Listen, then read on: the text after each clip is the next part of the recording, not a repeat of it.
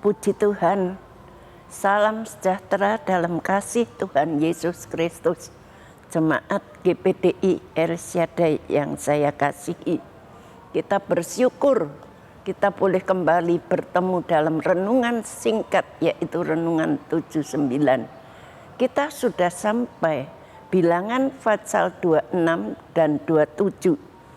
Saya tidak akan membacakan bilangan 26, tapi kita membaca saja bilangan pasal 27. Saya akan membaca dari ayat 14 sampai ayat 16. Karena pada waktu pembantahan umat itu di padang gurun Sin, kamu berdua telah memberontak terhadap titahku untuk menyatakan kekudusanku di depan mata mereka dengan air ini. Itulah mata air Mariba dekat Kades di padang gurun Sin. Lalu berkatalah Musa kepada Tuhan, biarlah Tuhan Allah dari segala roh, segala makhluk mengangkat atas umat ini seorang, ayat 17, yang mengepalai mereka untuk keluar dan masuk dan membawa mereka keluar dan masuk, supaya umat Tuhan jangan hendaknya seperti domba-domba yang tidak mempunyai gembala. Saya memberi tema firman Tuhan pada hari ini, yaitu Allah mampu mengatasi segala hal. Allah mampu mengatasi segala hal. Kalau kita baca di dalam pasal 27 mulai ayat 12 itu, Yosua menggantikan Musa. Ketika segala sesuatu tidak berjalan sesuai dengan rencana, apa yang akan kita buat? Kalau kita yang mengikuti perjalanan daripada bangsa Israel itu keluar dari Mesir dan seterusnya, kita mengikuti perjalanan itu, kita melihat adanya masalah dalam perjalanan yang saat itu sedang dihadapi oleh Musa dan Harun. Musa dan Harun berbuat dosa kepada Tuhan. Itu ditulis di dalam ayat pasal 20 ayat 2 sampai ayat 13. Saya tidak akan membacakan semua. Kita baca saja ayat 2. Pada suatu kali ketika tidak ada air bagi umat itu, berkumpullah mereka mengerumuni Musa dan Harun, dan bertengkarlah bangsa itu dan dengan Musa, katanya, sekiranya kami mati binasa pada waktu saudara-saudara kami mati binasa di hadapan Tuhan. Ayat 4, mengapa kamu membawa jemaat Tuhan ke padang gurun ini supaya kami dan ternak kami mati di situ? Dan seterusnya, kita melihat ayat 13 dikatakan, itulah mata air Mariba, tempat orang Israel bertengkar dengan Tuhan, dan ia menunjukkan kekudusannya di antara mereka. Kita melihat pada akhir perjalanan, pada akhir kepemimpinan Musa dan Harun, pada saat itu Musa tidak dapat membawa bangsa Israel itu masuk ke tanah perjanjian. Sebab apa? Sebelum Musa meninggal, maka Musa itu diingatkan bahwa ia tidak diperkenankan untuk masuk ke tanah Kanaan karena ketidakpercayaannya. Tuhan menyuruh Musa itu untuk berbicara kepada batu itu, tetapi dia memukul batu itu. Karena ketidaktaatan, karena ketidakpercayaan Musa, maka Musa tidak bisa masuk ke tanah perjanjian yang Tuhan janjikan. Itu kita melihat di dalam ayat 14 14 ayat 14 pasal 27 tadi dikatakan demikian, karena pada waktu pembantahan umat itu di padang gurun Sin, kami berdua telah memberontak terhadap titahku. Kamu berdua telah memberontak kepada titahku. Di pegunungan Sin, Musa itu tidak taat kepada perintah daripada Tuhan. Itu sebabnya dia tidak bisa masuk ke tanah perjanjian, yaitu tanah Kanaan. Dan waktu itu Musa memohon kepada Tuhan untuk menyelamatkan bangsa Israel, yang dia harus memilih pemimpin yang akan membawa bangsa Israel masuk ke tanah Kanaan. Pemimpin itu yang akan memimpin bangsa Israel akan menggantikan Musa, dan Tuhan memilih Yosua bin Nun. Yosua bin Nun dipilih Allah untuk bangsa itu, dan ia telah menunjukkan kesetiaannya. Ia telah menunjukkan ketaatannya kepada Tuhan. Dan kita melihat kalau Yosua sudah menunjukkan ketaatannya di dalam pasal 14, kita melihat Bilangan 14 ayat 6 sampai 9. Tetapi Yosua bin Nun dan Kaleb bin Yefune, yang termasuk orang-orang yang telah mengintai negeri itu, mengoyakkan pakaiannya dan berkata kepada segenap umat Israel, negeri yang kami lalui untuk diintai itu adalah luar biasa baiknya. Jika Tuhan berkenan kepada kita, maka ia akan membawa kita masuk ke negeri yang akan memberikan kepada kita suatu negeri yang berlimpah-limpah susu dan madu. Hanya janganlah memberontak kepada Tuhan, dan janganlah takut kepada bangsa negeri itu, sebab mereka akan kita telan habis.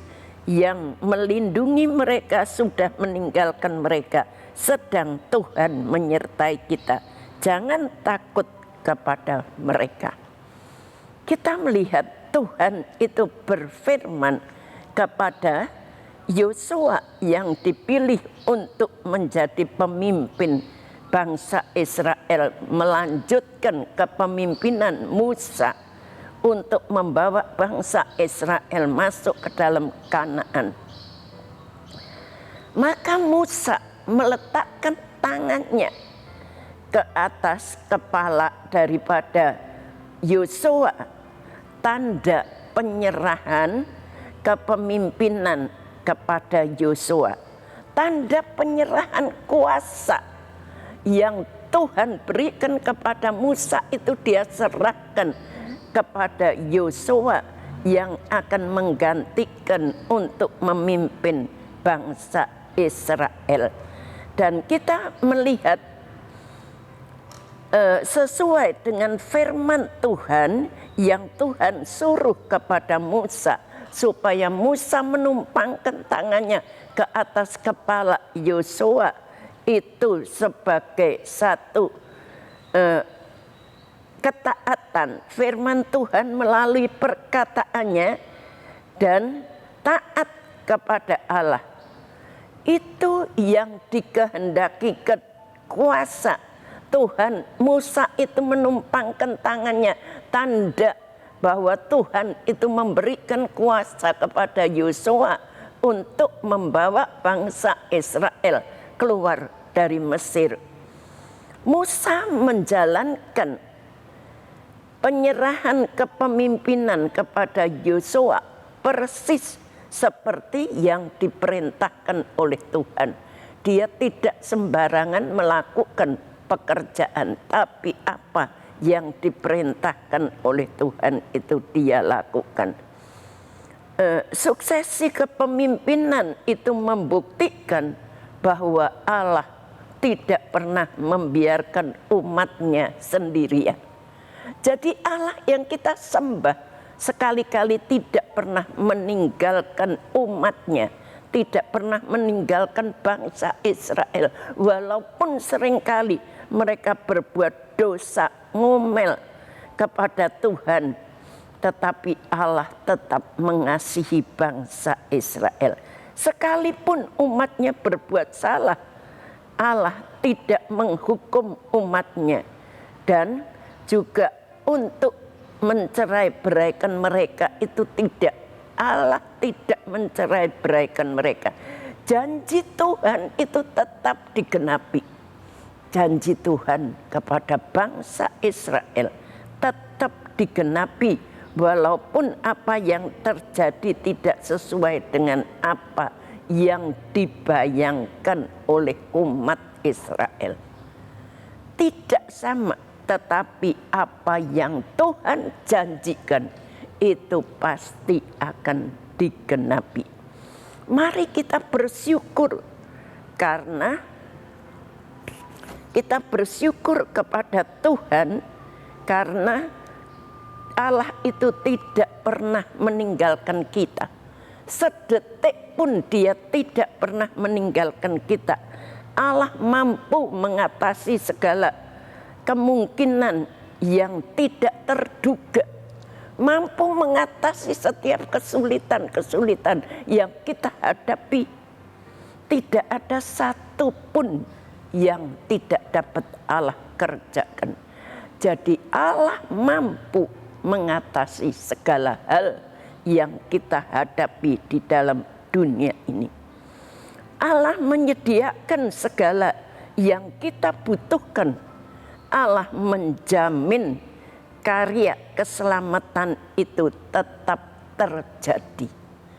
Jadi Allah menjamin kita sebagai orang-orang yang percaya itu untuk memperoleh keselamatan. Bersyukurlah kita punya Allah yang luar biasa. Kita memiliki Allah yang sanggup mengatasi segala masalah, yang menyediakan segala sesuatu yang kita butuhkan. Di tengah-tengah keadaan dunia yang penuh dengan penderitaan, di tengah-tengah keadaan dunia yang penuh dengan kesulitan ini, kita bersyukur kita punya Allah yang mampu mengatasi segala hal. Dia tidak pernah tinggalkan kita. Dia selalu menyertai kita dalam langkah-langkah hidup kita di tengah-tengah dunia yang penuh dengan tantangan ini. Satu hal, biarlah kita tetap percaya, kita taat kepada firman Tuhan, supaya kita memperoleh janji-janji daripada Tuhan. Mari kita mau sama-sama berdoa kepada Tuhan. Bapa yang ada di dalam surga, kami mengucapkan syukur kepadamu. Engkau sudah memberikan firman-Mu, mengajar kami untuk taat, mengajar kami untuk percaya, mengajar kami senantiasa Tuhan untuk bergantung kepada Engkau. Terima kasih ya Tuhan, berkati seluruh jemaat GPDI El Shaddai. Terpujilah nama-Mu yang mulia, yang ditinggikan mengatasi segala pujian dan hormat. Hanya Engkau adalah Tuhan. Engkau telah menyediakan langit, bumi, dan laut dengan segala yang ada di dalamnya.